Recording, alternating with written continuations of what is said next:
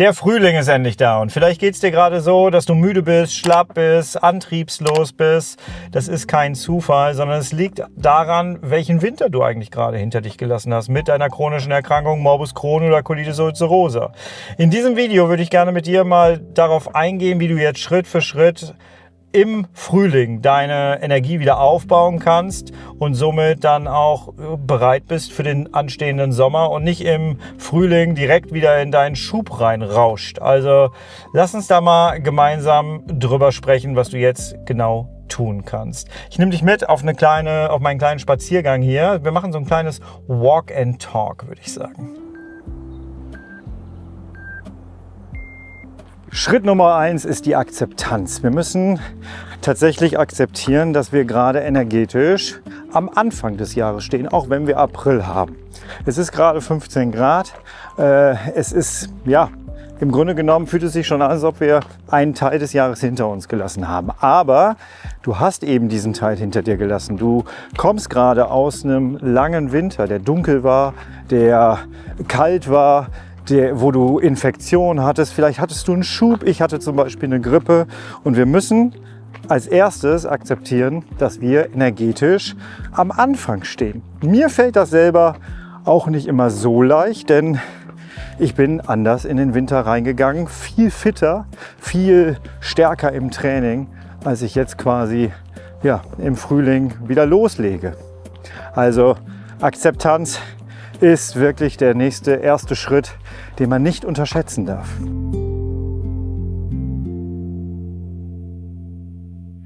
Der zweite Schritt, wir schaffen Fakten. Und zwar keine gefühlten Fakten, sondern tatsächliche Fakten. Wir schauen erstmal nach, wo befindest du dich eigentlich gerade? Vor dem Start musst du ja wissen, in welche Richtung es geht und mit welcher Ausgangssituation du eigentlich läufst.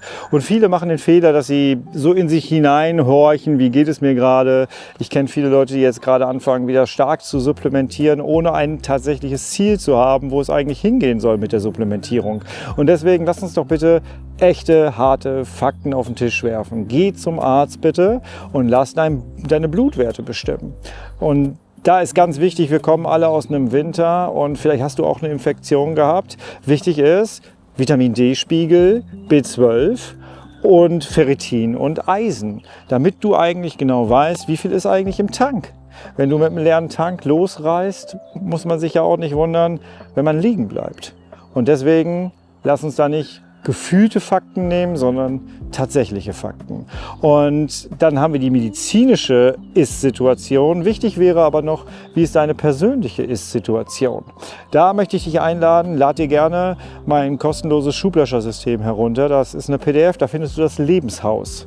Und anhand dieses Lebenshauses kannst du deine individuelle Ist-Situation für dich ermitteln und hast dann einen Ausgangspunkt, bevor du loslaufen kannst. Also erstmal wichtig, sammel dich, bevor du losrennst.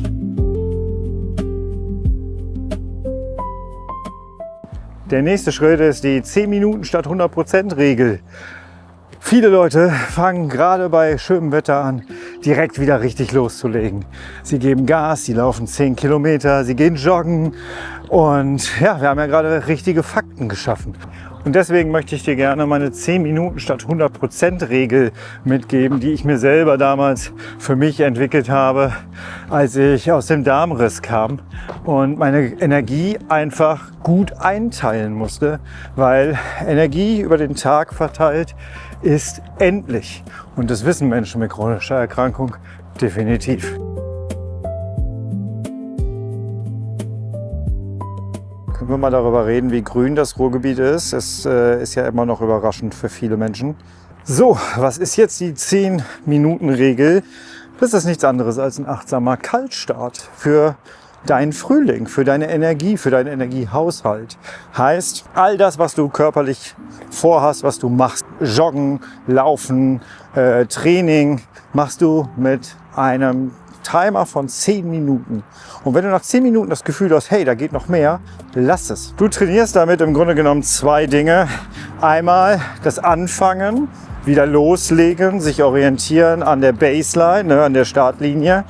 Und auf der anderen Seite trainierst du aber auch Nein zu sagen und nicht immer über die Grenze zu gehen. Gerade am Anfang ist es ja schwierig, über die Grenze zu laufen. Und ich bin ein großer Freund davon, das erstmal ein paar Tage durchzuziehen und danach dann auch zu schauen, vielleicht auch zu tracken mit einer Uhr. Wie geht's mir eigentlich danach? Was macht mein Blutdruck? Was macht mein Puls? Wie geht's meinem Darm? Was macht meine Fatigue? Wie geht's mir? Kracht alles runter? Was macht mein HRV? All das ein bisschen checken. Und wenn du nach ein paar Tagen merkst, nö, ist eigentlich alles total gut, dann hast du die Baseline heimlich für dich ein bisschen verschoben. Das heißt, deine Startlinie ist ein bisschen weiter nach vorne gerutscht, weil du fängst nicht wieder bei Null an, denn du bist ja schon 10 Minuten jeweils losgelaufen und hast ja schon was gemacht. Du hast schon begonnen. Und darauf kannst du dann jetzt in Ruhe aufbauen.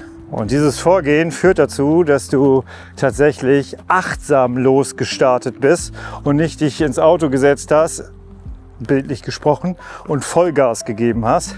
Denn dieses Vollgas geben, ich kenne das leider auch noch zu gut von früher, das führt dich relativ schnell wieder in neue Symptome, in höheren Stress, in neue Entzündungswerte. Und das wollen wir ja nicht. Wir wollen achtsam gut loslegen, damit der Körper gut sich anpassen kann, regenerieren kann und Energie aufbauen kann. Im Übrigen merke ich gerade, dass wir wieder eine Zeit haben, wo es morgens total kalt ist und alles friert und man selber friert auch. Und tagsüber, wie jetzt gerade, haben wir plötzlich 16 Grad und man schwitzt sich wieder einen weg. Das ist etwas, was auch auf den Körper wirkt und was uns auch Energie raubt und Energie zieht. Und das beansprucht unseren Körper, gibt am Ende auch wieder ein bisschen Stress auf den Körper und zählt halt quasi wieder mit oben drauf. Also auch das bitte immer im Hinterkopf behalten. Zumindest kann man ja sagen, dass der Frühling nichts anderes ist als ein Übergangszeitraum zum Sommer und vielleicht ist es körperlich genauso. Ob das jetzt medizinisch so ist, kann ich dir nicht sagen. Für mich ist es trotzdem so, dass ich jetzt anfange, meine Energie wieder so aufzubauen, dass ich stark durch den Sommer komme. Und vielleicht erkennst du auch, worauf ich hinaus will. Der saisonale Loop ist kein Zufall, sondern das Ganze hat ein Muster. Und da sind wir wieder im Systemischen, in dem ich ja wieder mich sehr heimisch und zu Hause fühle als systemischer Coach. Passe dich immer wieder der jeweiligen Situation an. Jede Saison hat ihre eigenen Herausforderungen für den Körper. Und wenn du chronisch krank bist mit Morbus Crohn oder Colitis ulcerosa, dann spürst du das meistens auch noch mal ein bisschen mehr und noch individueller als vielleicht dein Umfeld. Und an der Stelle ist nochmal ganz wichtig, dass wir sagen, es ist normal.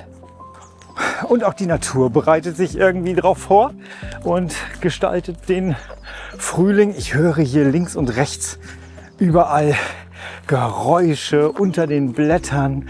Irgendwo springt was in den Bäumen rum. Die Frühlingszeit ist echt eine schöne Zeit. Endlich wird aus dem toten Wald wieder ein bisschen Leben. Es ist schon herrlich hier. Und ich merke gerade, wie anstrengend das eigentlich ist, zu laufen und gleichzeitig zu labern hier. Und wenn dir das gefällt, dann lass gerne einen Daumen nach oben da. Ich würde mich sehr freuen. Dieser Kanal hier wächst gerade und das ist sehr, sehr schön. Es hilft Menschen, ich sag's dir. So, die Runde ist geschafft. Wir fassen ein bisschen zusammen. Den ersten Schritt überspringst du bitte nicht, der wird von vielen übersprungen und von vielen unterschätzt. Das machst du bitte nicht, diesen Fehler, sondern du fängst mit deinem ersten Schritt an, der Akzeptanz. Ganz wichtig, wie wir es besprochen haben. Danach schaffst du Fakten, keine gefühlten Fakten, sondern harte Fakten. Mach eine Ist-Situationsanalyse, die für dich individuell stimmt und den Startpunkt quasi markiert, auf dem du loslaufen kannst. Dann läufst du aber nicht einfach volle Kanne los, sondern du hältst die Regel ein, 10 Minuten statt 100%, wie wir es gerade gesagt haben. Und damit hast du ein vernünftiges, achtsames Energiemanagement und überforderst nicht direkt dein gesamtes System. Ich hoffe, das Ganze hat dir gefallen. Wenn ja, lass gerne, wie gesagt, einen Daumen nach oben da. Würde mich freuen, wenn wir uns bald wiedersehen. Du, ich und mein Kron. Und bis zum nächsten Mal. Bis bleibst und wirst du bitte herrlich schubfrei, denn so lebt es sich am besten. Mach's gut, ich bin raus. Tschüss, dein Kai. Bleib achtsam.